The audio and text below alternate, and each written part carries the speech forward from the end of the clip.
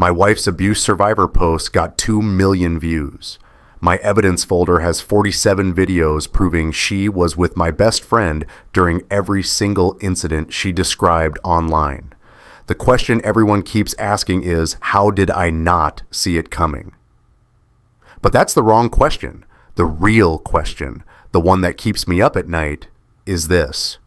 When the entire internet believes the lie, how do you prove the truth without becoming the villain they've already decided you are?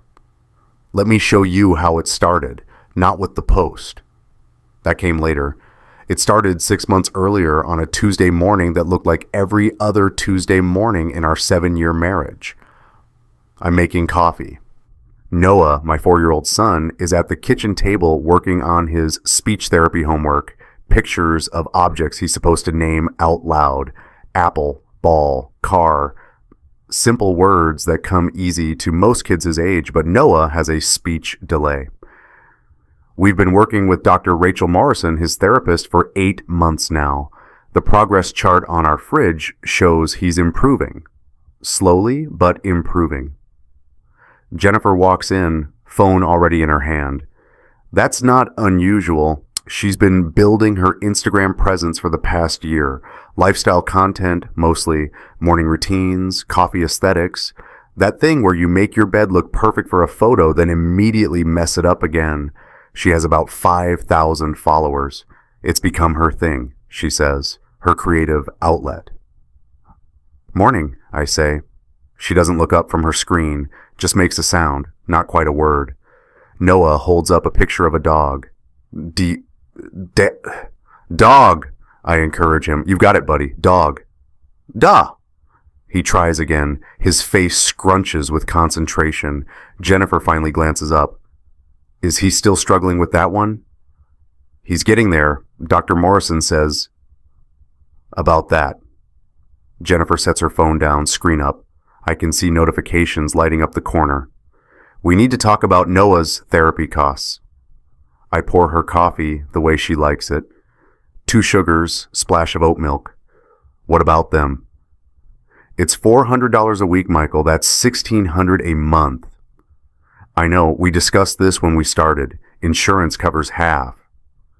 $800 a month is still a lot. She picks up her phone again, scrolling. I'm just saying, maybe we space out the sessions, once every 2 weeks instead of weekly. I look at Noah. He's moved on to the next picture, lips moving silently as he practices. Dr. Morrison says consistency is important. If we cut back now, of course she says that, she's making $400 a week off us. There's an edge in her voice I don't recognize, or maybe I do recognize it, and I'm just now admitting it. She's been like this lately. Distant, defensive. Small things feel like arguments waiting to happen. It's for Noah, I say quietly. She stands, coffee in one hand, phone in the other. Everything's for Noah. Maybe some things could be for us.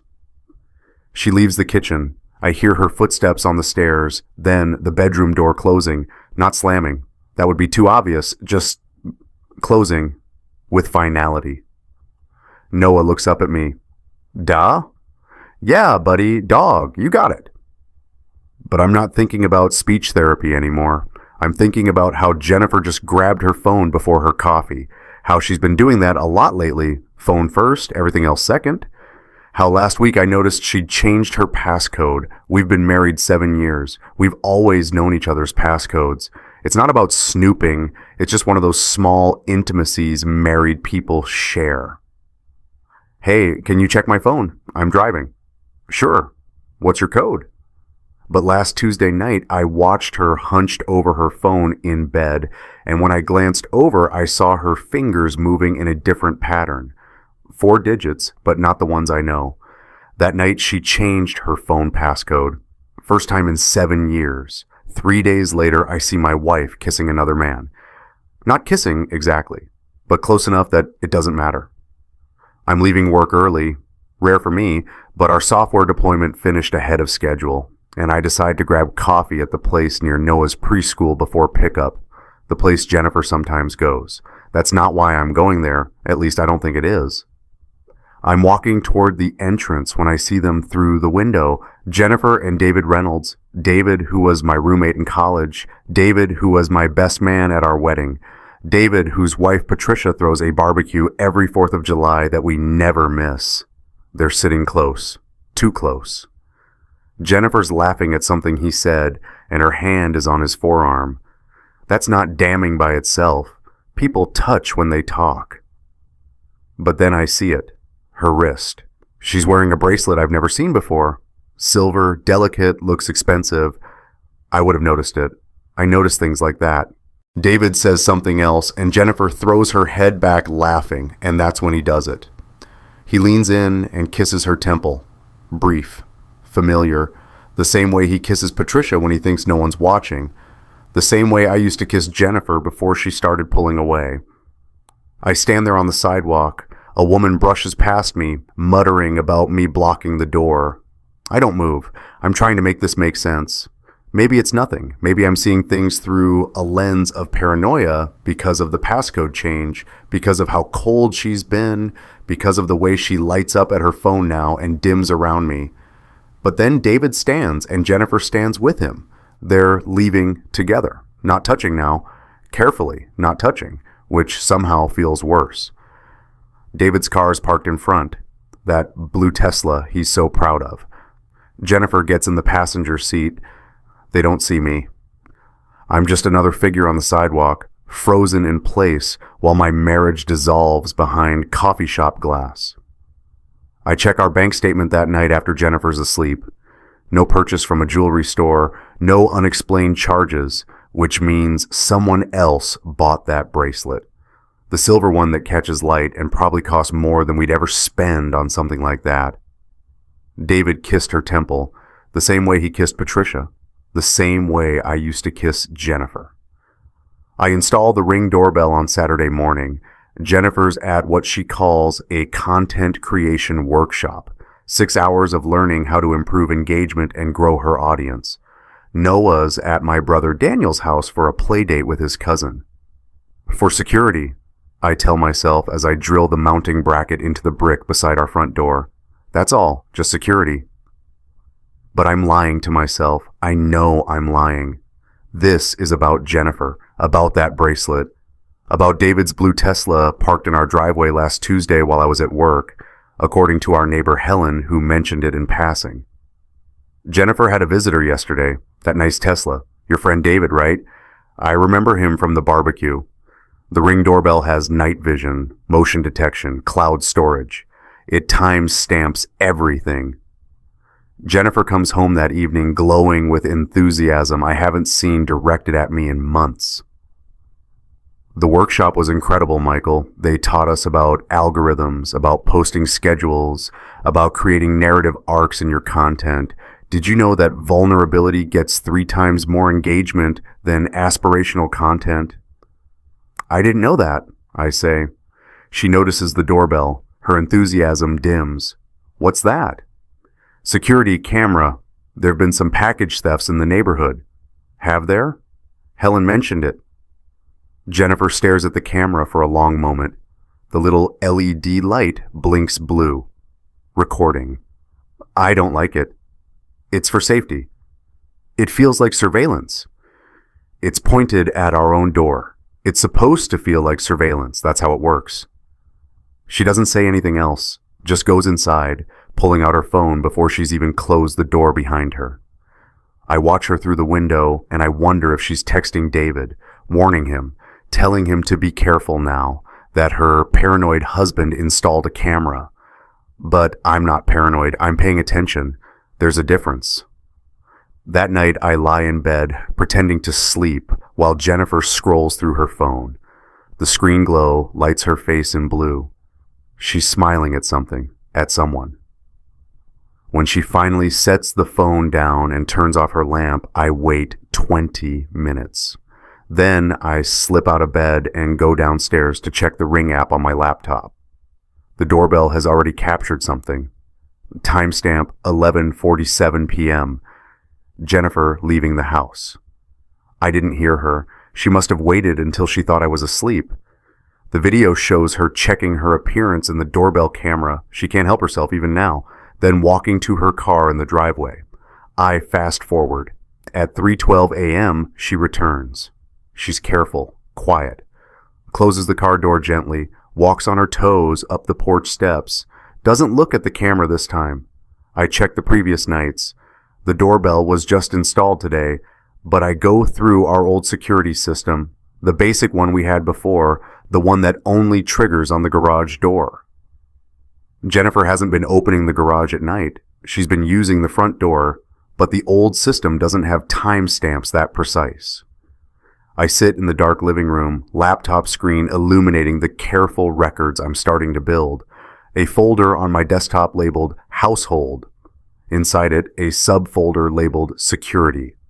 Inside that, video files, timestamps, a simple spreadsheet that I'll start populating tomorrow. Jennifer comes downstairs at 6 a.m. She sees me on the couch. "Couldn't sleep?" she asks. "Work stuff, deployment issues." She makes coffee, doesn't offer me any, doesn't ask about the work issues. Just takes her mug and her phone back upstairs to get ready for her day. Whatever that means now, wherever she goes, whoever she's seeing, but I know who she's seeing. I'm just gathering proof. She smiled at the camera that night, right at it, checking her hair, her lipstick, like she wanted me to know. The post goes live on a Wednesday afternoon. I'm in a meeting when my phone starts buzzing. Not just buzzing, having a seizure on the conference room table, text after text, email after email, notification after notification. I excuse myself and step into the hallway. The first message is from my mom. "Michael, I'm seeing some very concerning things online. Please call me." The second is from my brother, Daniel. "What the hell is Jennifer posting?" The third is from a number I don't recognize. "You're a monster." I open Instagram, Jennifer's profile. Her follower count, which was around 5,000 this morning, is climbing as I watch. 7,000, 8,000, 9,000. And at the top of her feed, posted 20 minutes ago, a photo of her face, makeup minimal, eyes red, captions stretching for paragraphs. "I'm done being silent." That's how it starts.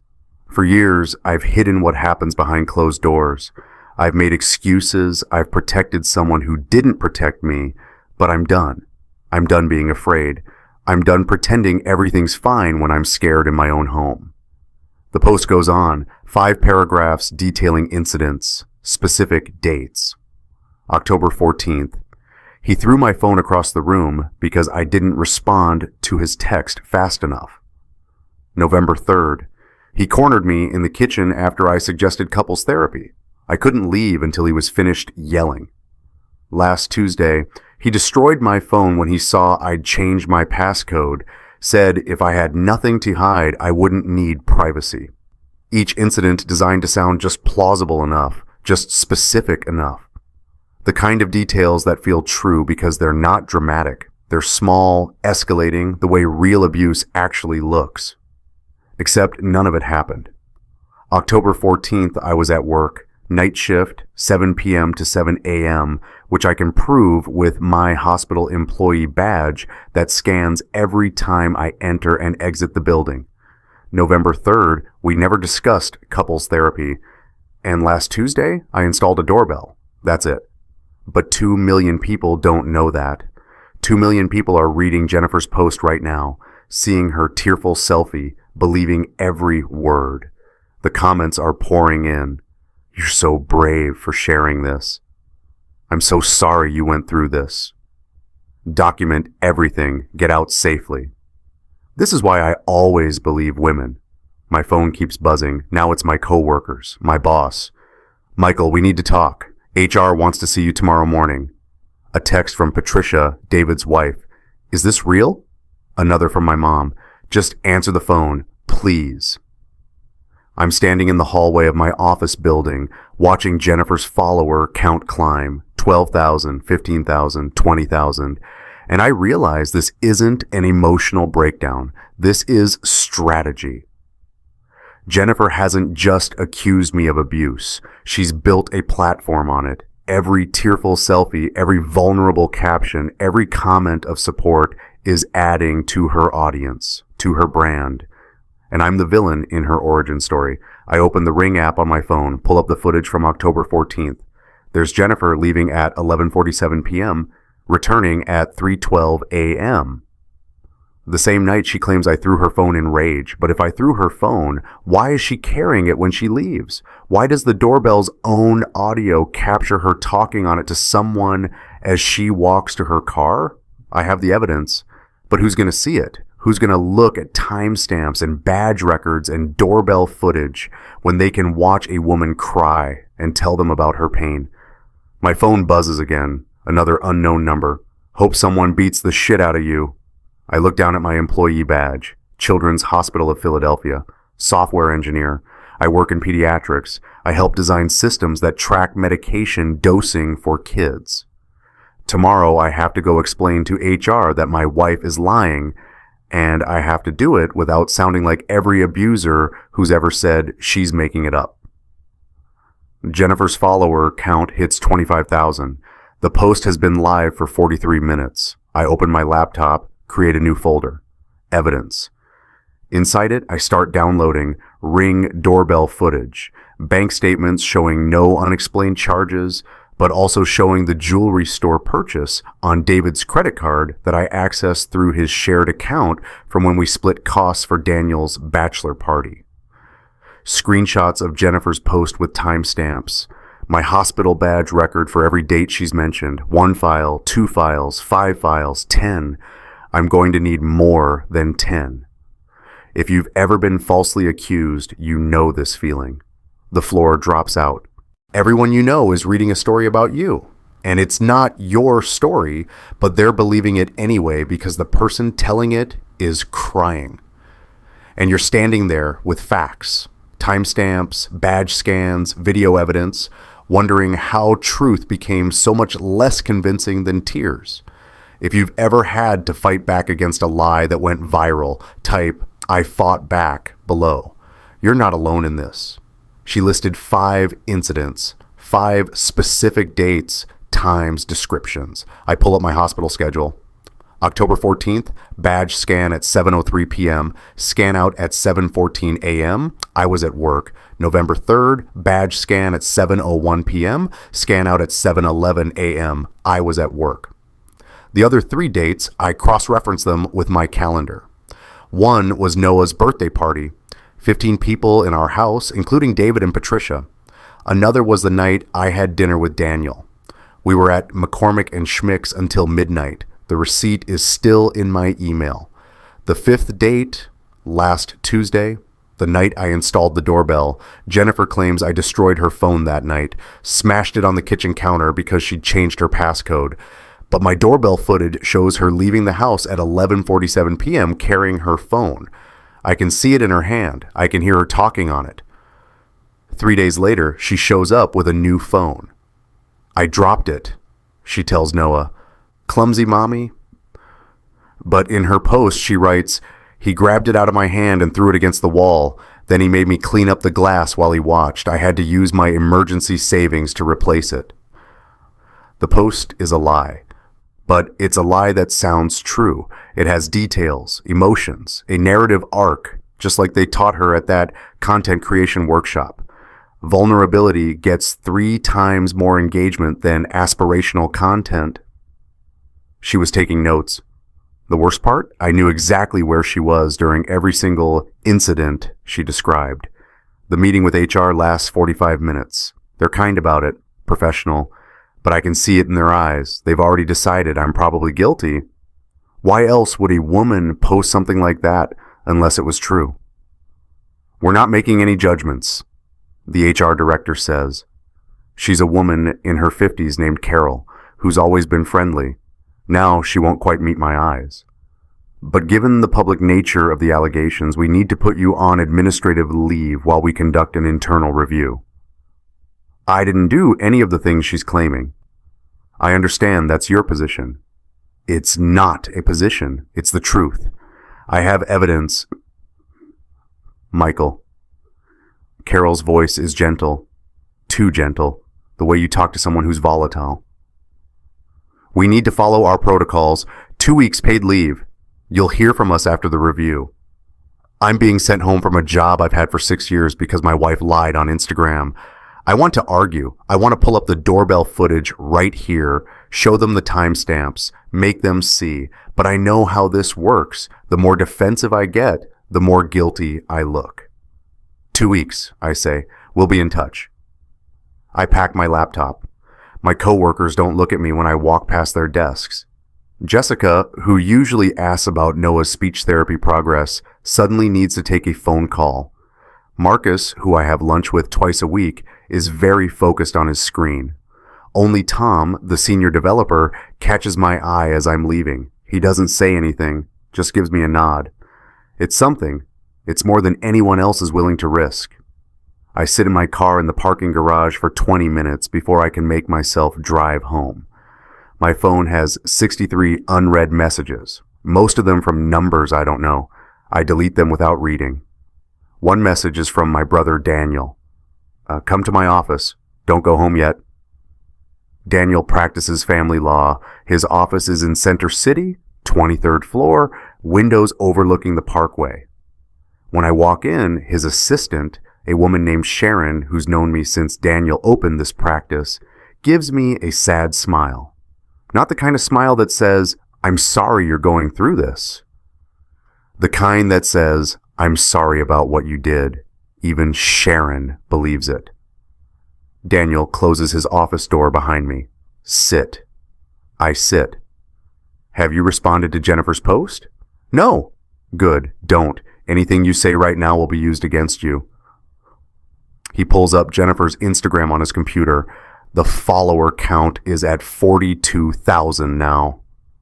She's gaining about 1,000 followers an hour. The post has been shared 1,600 times. There are 3 think pieces about it already. 1 in HuffPost, 2 on Medium. She's not just going viral. She's becoming a movement. She's lying.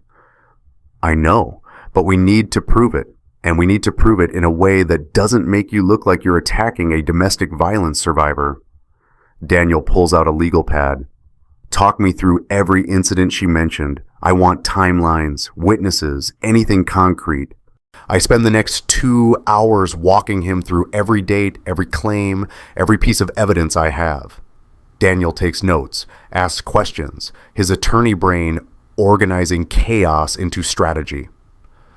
The doorbell footage is good, he says. The hospital badge records are excellent. But here's the problem. Most of Jennifer's claims are emotional abuse allegations. Yelling, controlling behavior, intimidation. Those are harder to disprove because they don't leave evidence. So what do? You document everything. Every interaction with her from this point forward. Every text, every email, every conversation. You don't engage with her accusations publicly. And you hire a private investigator to find out what she's actually doing when she leaves the house at midnight. A PI? David Reynolds, your best friend. You're sure they're having an affair? I think about the coffee shop, the bracelet, the way Jennifer smiled when she read her phone. I'm sure. Then we need proof, not doorbell footage of her leaving, proof of where she's going and who she's with. If we can show the affair, it changes everything. Suddenly her motive is clear. She's not leaving an abusive husband. She's leaving a husband she doesn't want anymore, and she's using abuse allegations to gain sympathy and social capital. Daniel writes something on his legal pad, a name, a phone number. Marcus Webb, he's a PI I've worked with before. He's good, discreet, and he understands that evidence collected the wrong way is useless evidence. I take the paper, look at the name. This feels like I'm stalking my own wife. You're not stalking her. You're protecting yourself. And more importantly, you're protecting Noah. Daniel leans forward. Michael, if Jennifer wants to push this, she can file for emergency custody. She can claim you're a danger to your son. You could lose access to Noah while the courts sort this out. That could take months. Is that what you want? Of course not. Then you need to fight back, not emotionally, strategically, with evidence that holds up in court. I look at the name on the paper again. Marcus Webb, private investigator. Sometimes the truth isn't dramatic. It's just Documented.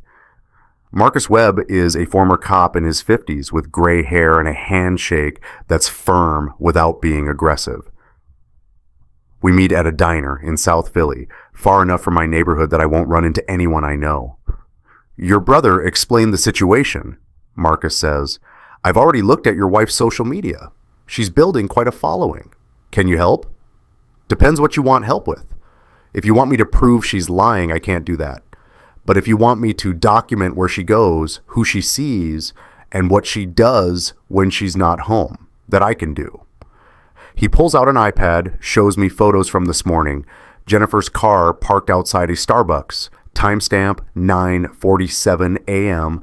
Another photo, Jennifer and David Reynolds sitting at a table by the window. Timestamp 10:03 a.m.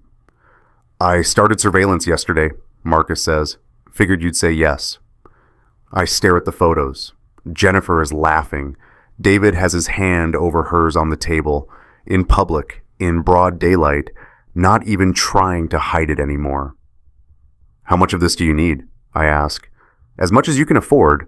The more documentation, the better. Patterns matter. 1 coffee date could be innocent. 10 coffee dates in 2 weeks? That's a pattern. We agree on a rate. 3 weeks of surveillance. Marcus will follow Jennifer, photograph her movements, document who she meets and where she goes. It's expensive, more than I should spend, especially now that I'm on administrative leave. But Daniel's right. I need proof. Marcus slides a business card across the table. One more thing, your wife's car. Does she know you can track it? Track it? GPS. Most newer cars have it built in. If you're on the account, you can see where the vehicle goes. I think about our Toyota RAV4, Jennifer's car. We bought it 2 years ago, both our names on the registration, both of us on the app for remote start and vehicle location. I pull up the app on my phone. There's Jennifer's car, currently parked at our house, but there's a history button. I tap it. October 14th, the night she claimed I threw her phone. Her car drove to the Hilton Riverside, 3 hours north. Stayed there from 11:52 p.m. until 6:04 a.m. November 3rd, the night she claimed I cornered her in the kitchen. Her car drove to the same Hilton, 11:38 p.m. to 5:47 a.m. I show Marcus the screen. He nods slowly. Make sure you screenshot all of that, download it, save it somewhere she can't access, cloud storage, external drive, email it to yourself, make copies of the copies. She drove 3 hours to meet him, which means this isn't casual. This is planned, sustained, the kind of affair that requires logistics. Marcus finishes his coffee. I'll get you more, phone records if we can subpoena them. Hotel receipts if David was sloppy with his credit card. But what you already have, that's enough to start. Post number 3 claimed I threw her phone. My doorbell footage shows her leaving it at David's house. Noah's preschool calls on Thursday. The director, Mrs. Patterson, asks if I can come in for a meeting. Her voice is careful, concerned. Is everything all right with Noah? I ask. We'd just like to talk in person, if possible. I drive there immediately. Mrs. Patterson meets me in her office. She's in her 60s, has run this preschool for 20 years, and usually greets me with warmth. Today, she's formal, professional, that wall again. We've noticed some changes in Noah's behavior, she says. He's been more withdrawn, less verbal. Yesterday, he had a meltdown during circle time, just started crying and couldn't tell us why. He's 4. Sometimes kids cry. I understand, but given what's been shared online, we wanted to check in about his home environment. There it is. Jennifer's post has reached Noah's preschool. My wife is lying, I say quietly. I've never hurt her. I've never hurt anyone. And I certainly would never do anything to harm my son. Mrs. Patterson nods slowly. I want to believe that, Mr. Harrison, but we have protocols. When there are allegations of domestic violence, we're required to monitor the child for signs of trauma. Noah isn't traumatized. He's confused because his mother is pulling away from both of us to chase Instagram followers and a man who isn't his father. The words come out harder than I intend. Mrs. Patterson's expression shifts slightly, more guarded. I'm sorry, I say. This is difficult. My wife made accusations that aren't true, and now everywhere I go, people look at me like I'm a monster. I understand this is stressful, but we need to think about Noah first. I am thinking about Noah first. He's all I think about. Mrs. Patterson stands. The meeting is over. We'll continue to monitor the situation. Please let us know if there are any changes at home. I drive to Noah's speech therapy appointment directly from the preschool. Dr. Rachel Morrison's office is in a medical complex near the hospital where I used to work, where I'm currently on administrative leave because my wife went viral. Dr. Morrison is young, maybe 30, with red hair and the kind of patient enthusiasm that makes kids feel safe. Noah likes her. He calls her Dr. Ray because he can't quite manage Rachel yet. Today's session isn't good. Noah is distracted, won't focus on the picture cards, keeps asking, "Where's mommy?" Jennifer was supposed to come to this appointment. She texted 2 hours ago. Can't make it. Post-engagement is crazy right now. Need to respond to comments. After the session, Dr. Morrison asks if I have a few minutes to talk. We sit in her office while Noah plays with blocks in the waiting room under the receptionist's supervision. Noah's been regressing, Dr. Morrison says. We'd made significant progress over the past few months, but in the last 2 weeks, he's lost ground. He's using fewer words, more hesitant to try. That usually indicates stress or change in the home environment. Things have been stressful. I imagine so. She pulls up something on her computer. Mr. Harrison, I need to be transparent with you. I received an email last week from your wife's account.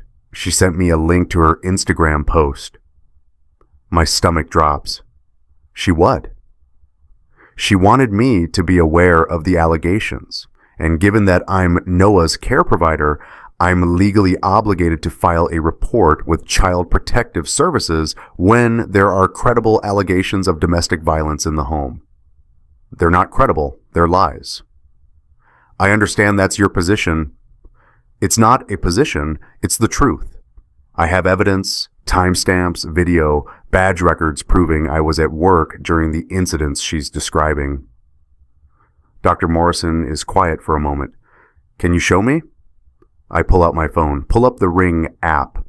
October 14th footage. Jennifer leaving at 11:47 p.m. Phone in hand, talking to someone. My hospital badge record, scanned in at 7:03 p.m. Still at work when she claimed I threw her phone in rage. Dr. Morrison watches the footage.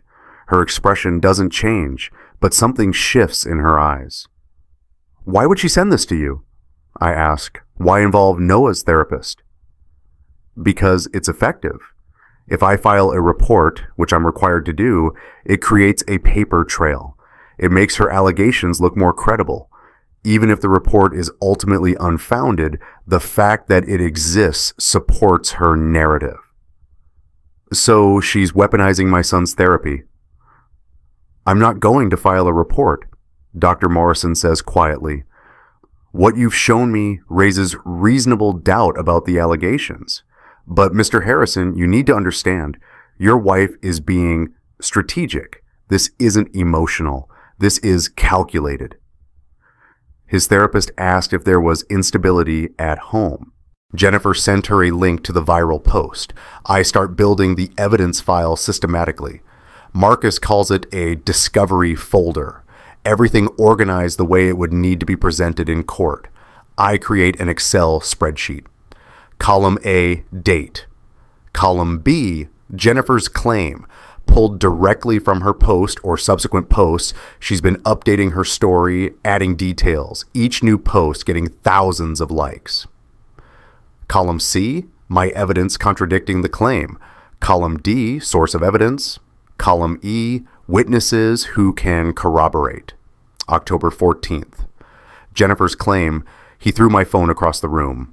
My evidence, Ring doorbell footage, shows her leaving house with phone at 11:47 p.m. GPS data shows her car at Hilton Riverside from 11:52 p.m. to 6:04 a.m. Hospital badge shows I was at work from 7:03 p.m. to 7:14 a.m. Witness, hospital badge scanner system, Ring doorbell cloud storage, Toyota connected car GPS, November 3rd.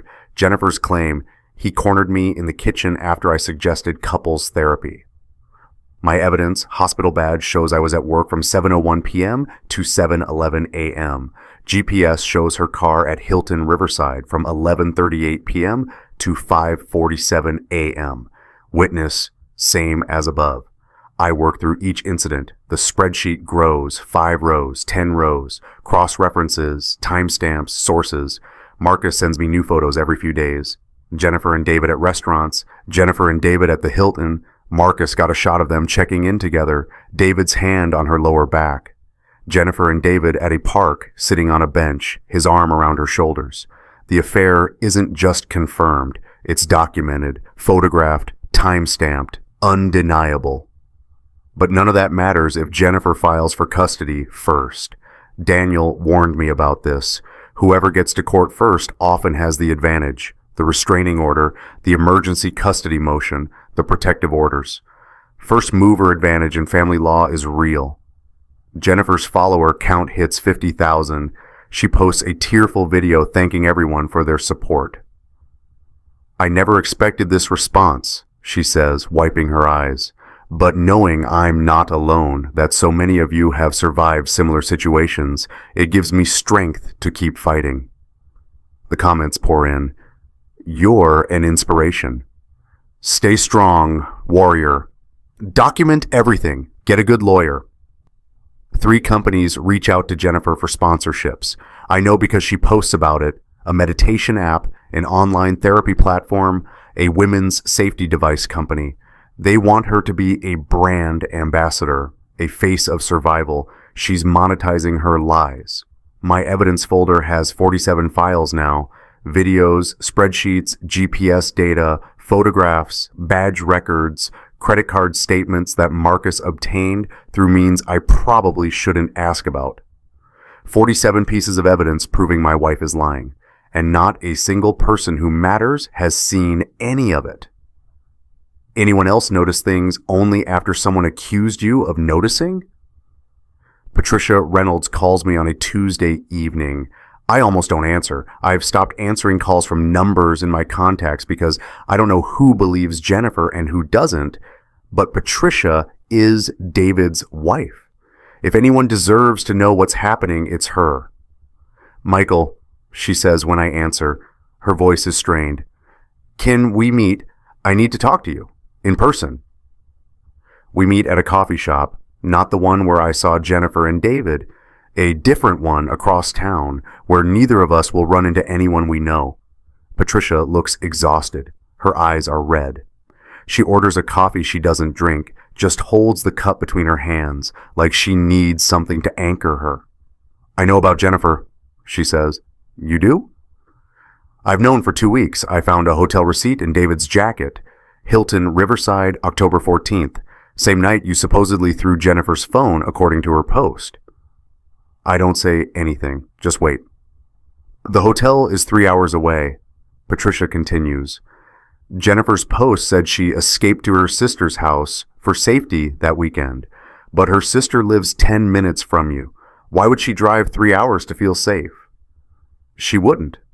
No, she wouldn't. Patricia finally looks at me. I confronted David last night. He admitted it, said it just happened, said they've been seeing each other for 4 months, said Jennifer was going to leave you anyway and he was just there. I'm sorry. Are you? Because from where I'm sitting, you're the other person who got betrayed. Patricia's voice cracks. I believed Jennifer's post at first. I sent her a message telling her I was sorry, that I was here if she needed anything, and the whole time she was sleeping with my husband. We sit in silence for a moment. 2 people whose spouses decided to blow up 2 marriages and then rewrite history to make themselves the victims. I have something you need to see, Patricia says. She pulls a leather-bound journal from her bag.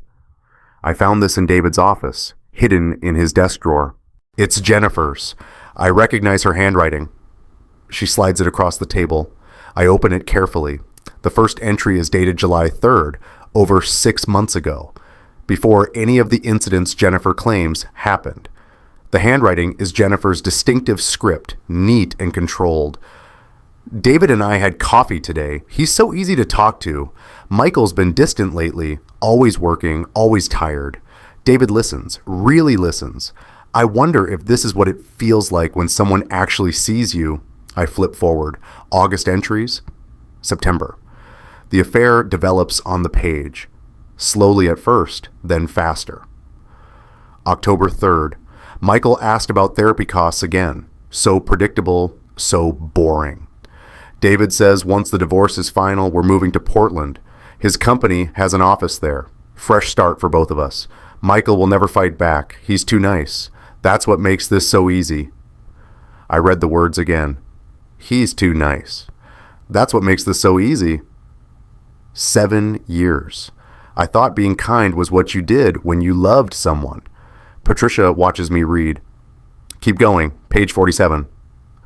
Page 47 is dated October 20th, 3 days before Jennifer's post went viral. The content strategy is working perfectly. Vulnerability, specificity, emotional stakes, just like the workshop taught. I've been planting seeds for weeks. Cryptic posts about finding your voice. Photos where I look tired, overwhelmed, building the narrative slowly. When I finally post the truth, it'll feel earned, like I've been building courage to speak out. David helped me plan the timeline, which incidents to include, how to make them specific enough to be believable, but vague enough that Michael can't easily disprove them. The key is emotional truth. Even if the facts aren't quite accurate, the feelings are real. I do feel trapped. I do feel like Michael holds me back. So in a way, it's not really lying. I'm actually excited. This could be huge for my platform. Survivor stories get insane engagement, and once the divorce goes through, I'll already have an audience, a community, maybe even sponsorships. David says I should think of it as an investment in our future. I close the journal. My hands are shaking. Patricia's voice is quiet. She planned it, all of it. The posts, the allegations. The whole thing was a content strategy. How long have you had this?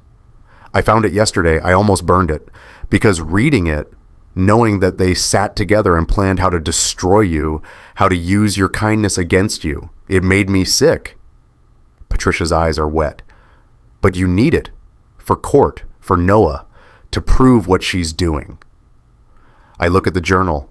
Evidence, real, handwritten, undeniable evidence straight from Jennifer's own hand. Thank you, I say. Patricia, You're the only friend I have left, she interrupts. David destroyed our marriage. Jennifer destroyed yours. They did it together and they did it on purpose. So if we're going to survive this, we survive it together. I think about how alone I've felt these past weeks. Every friend either believing Jennifer's lies or too afraid to take a side. My own mother asking if I need help. My coworkers avoiding eye contact. Noah's teachers monitoring him for signs of trauma. And now Patricia, David's wife. The last person who should believe me. The one person who does. Then let's make sure I keep my son, I say. When you realize the person you trusted most saw you as easy to manipulate. The process server shows up on Friday afternoon. I'm in the backyard with Noah, working on speech exercises with his animal picture cards. Cow, pig, horse. He's doing better today, more engaged. The doorbell rings. Noah looks up. Door. Good job, buddy. Stay here, okay? The man at the door is in his 40s, holding a clipboard. Michael Harrison? Yes? You've been served. He hands me a manila envelope. Have a good day?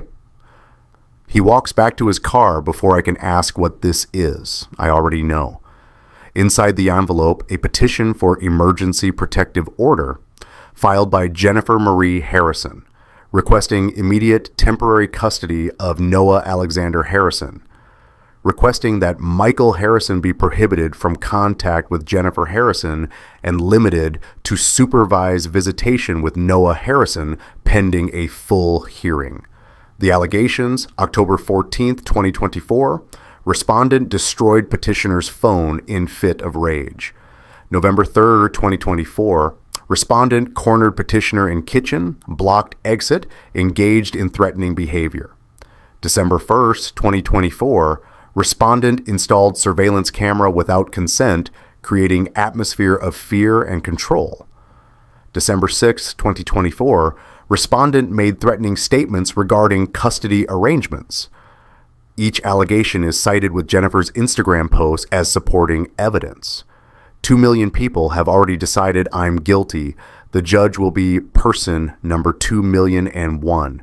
There's a hearing date, December 18th, 10 days from now.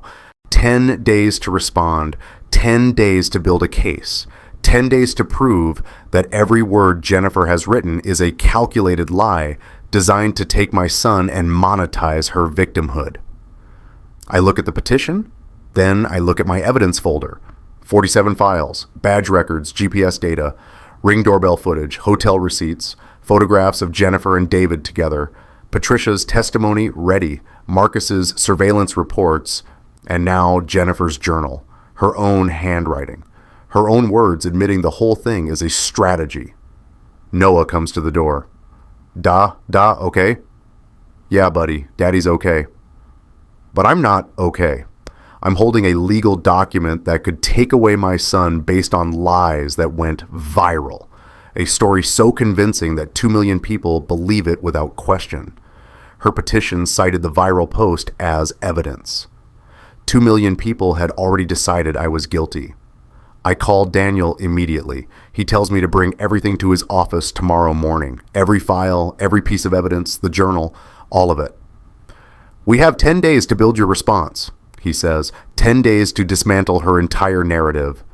And Michael, we're going to bury her in evidence. That night, I sit in my home office organizing files while Noah sleeps upstairs.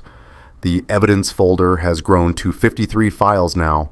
I create a summary document, a timeline, a visual representation of every lie cross-referenced with proof of the truth.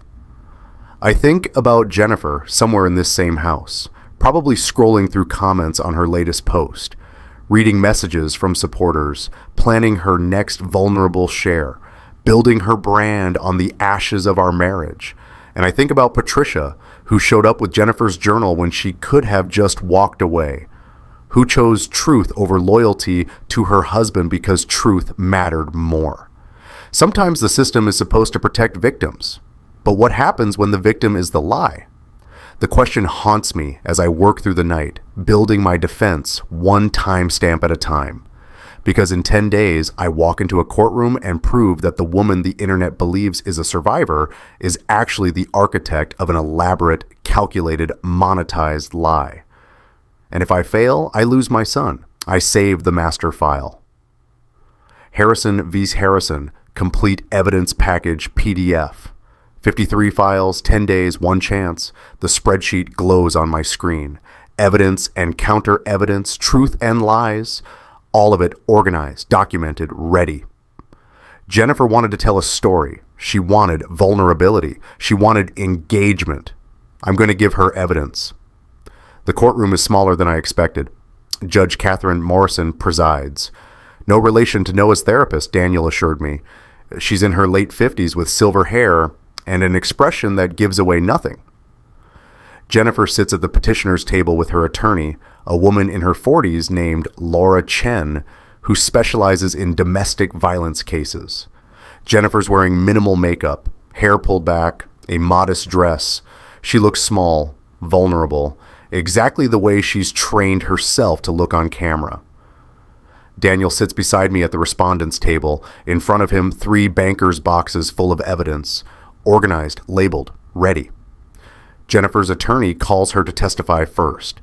It's a strategic move. Let the alleged victim tell her story, create emotional momentum before the defense can counter. Jennifer takes the stand, raises her right hand, swears to tell the truth.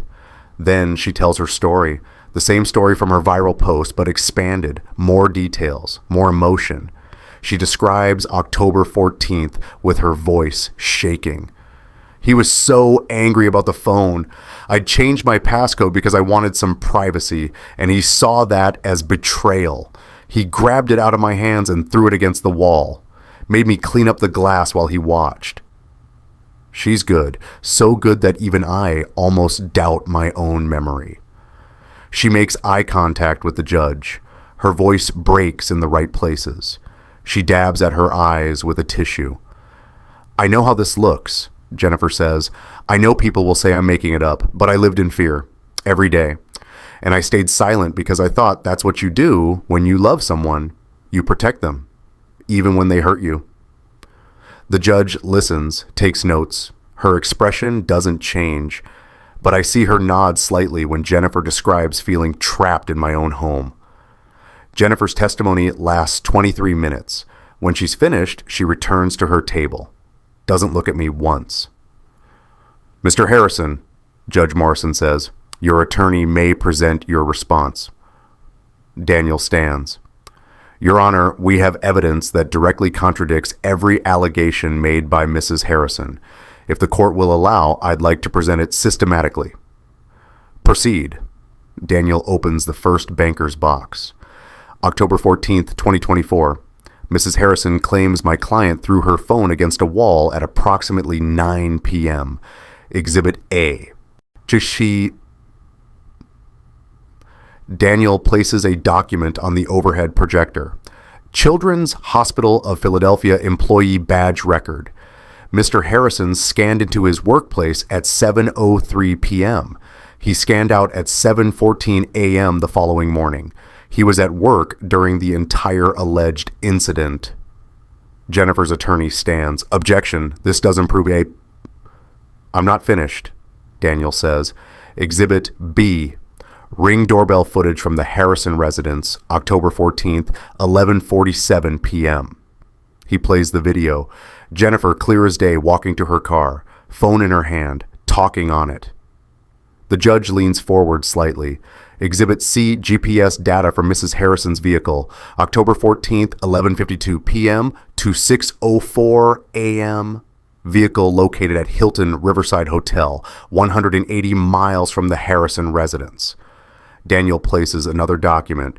Exhibit D, hotel receipt, October 14th through 15th. Room registered to David Reynolds. Charged to Mr. Reynolds' credit card. Jennifer's face has gone pale.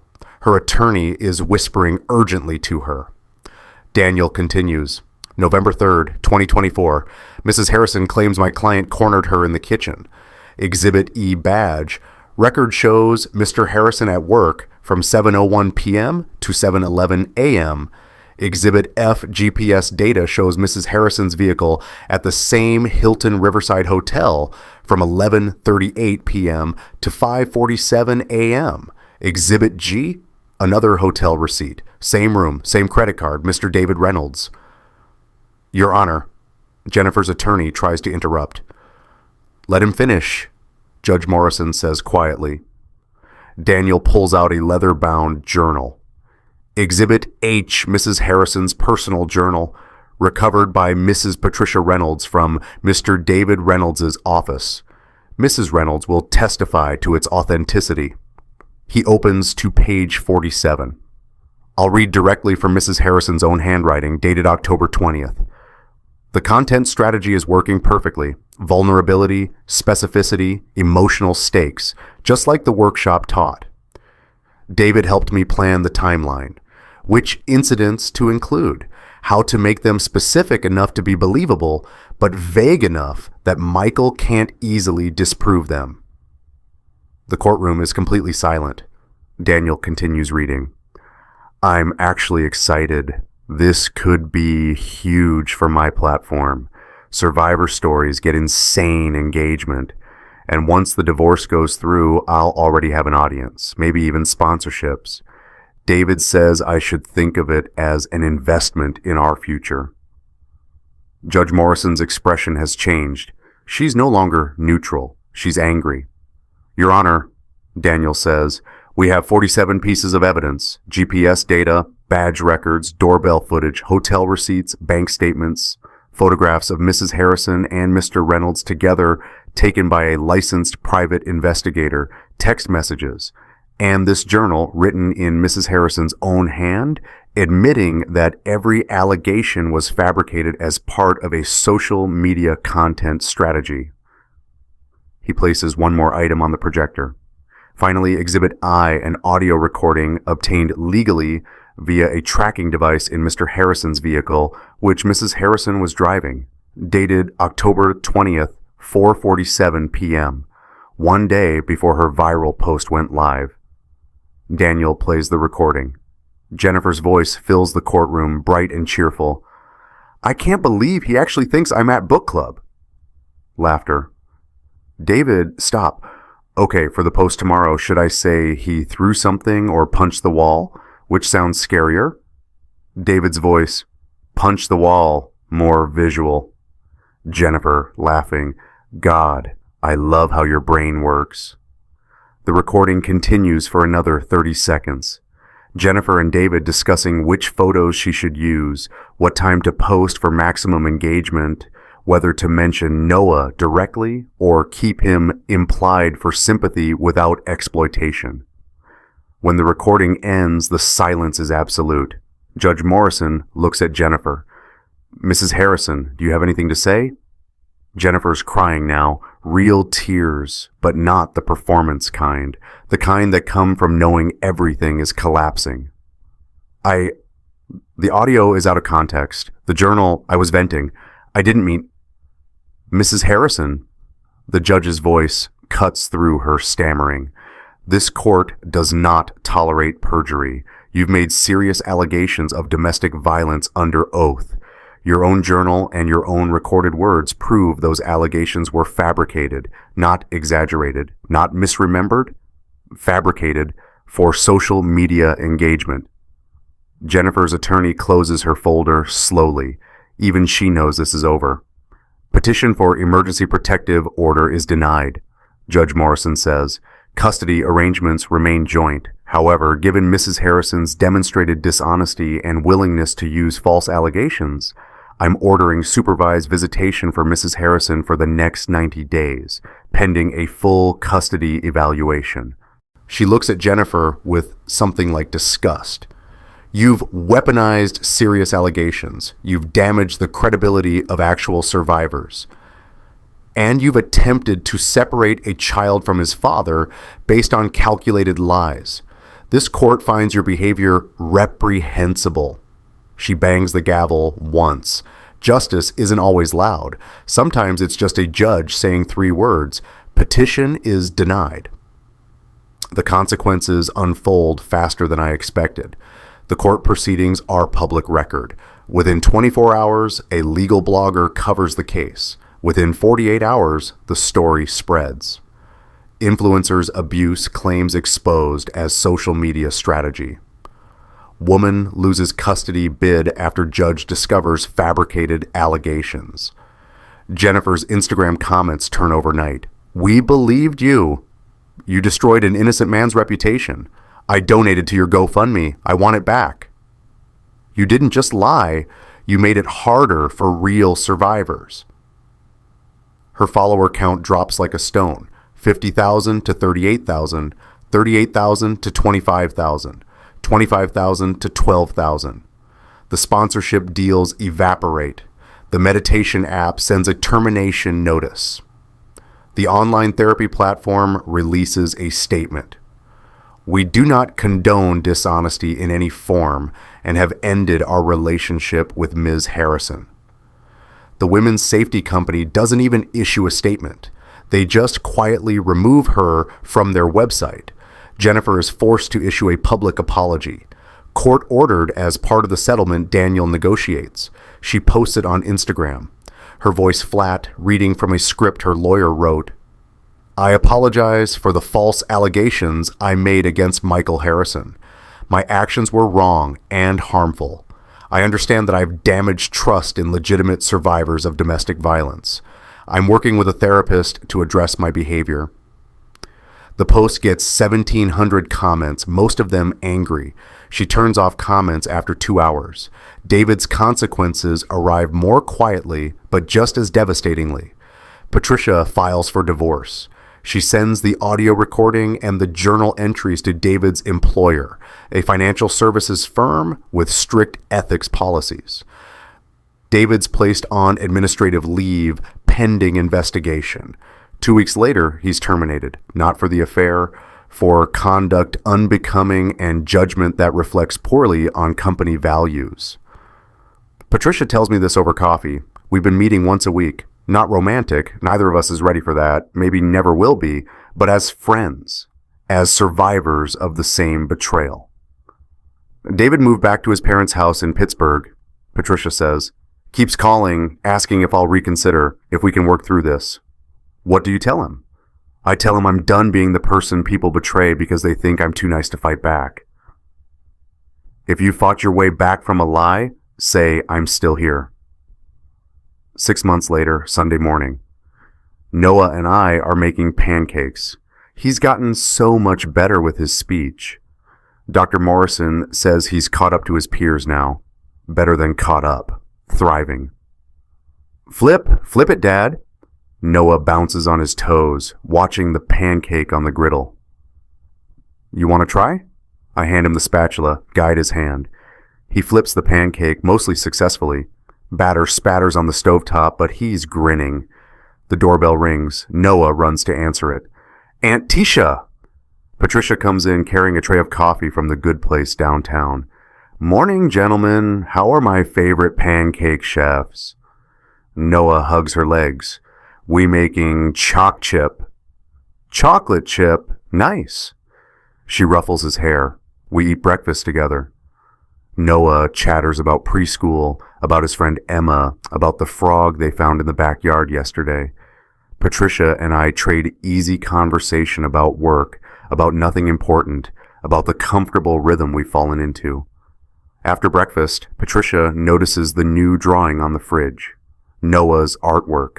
3 stick figures holding hands under a rainbow.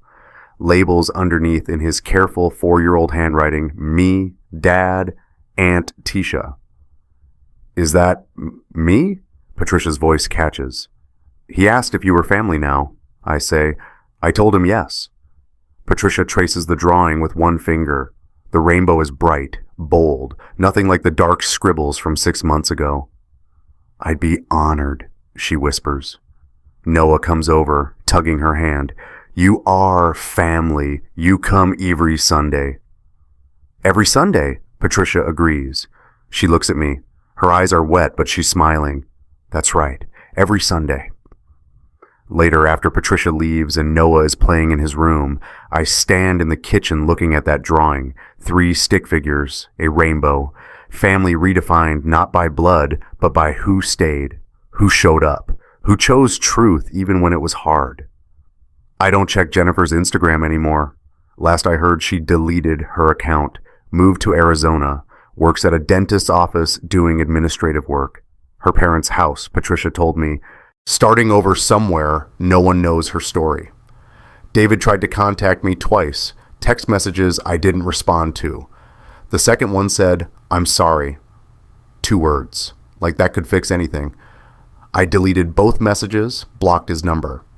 Some betrayals don't deserve forgiveness, but standing here looking at Noah's rainbow drawing, I realize I'm not angry anymore. I'm just grateful. Grateful for Patricia. Grateful for Daniel. Grateful for evidence that spoke when no one would listen. Grateful for judges who demand proof. Grateful for Dr. Morrison who saw through the lies. Grateful for truth that's patient enough to wait for its moment. Noah runs into the kitchen. Dad, look what I made. He holds up a drawing. 2 stick figures this time, him and me. Above our heads, words in careful letters. Daddy tells truth. My throat closes. I kneel down to his level. What made you draw this, buddy? Mommy said no, but Daddy tells truth. He says it simply, matter of fact, like it's the most obvious thing in the world. I pull him into a hug, hold him tight. This 4-year-old boy who saw everything understood more than we thought and came through it with his own kind of wisdom. Yeah, buddy, Daddy tells truth. Always? Always. He hugs me back, then wriggles free to run back to his toys. I stay kneeling on the kitchen floor for a moment, holding his drawing. Family isn't always blood. Share your found family story below. The friend who showed up when everyone else walked away. Let's honor the people who choose truth. I stand up, put Noah's drawing on the fridge next to the rainbow one. 2 pieces of art, 2 versions of family, both true. Outside the window, Sunday morning sunlight slants across our backyard. Noah's laughing at something in his room. Patricia's coffee cups are still on the table. She'll pick them up next Sunday when she comes back. Just one more day, I used to tell myself, when everything was falling apart, when I was collecting evidence and losing friends and wondering if truth would ever matter more than a viral post. Just one more day, keep going, document, believe that eventually facts would speak louder than tears. I whisper it now, but different, peaceful, grateful. Just one more day, and we made it. The rainbow is back.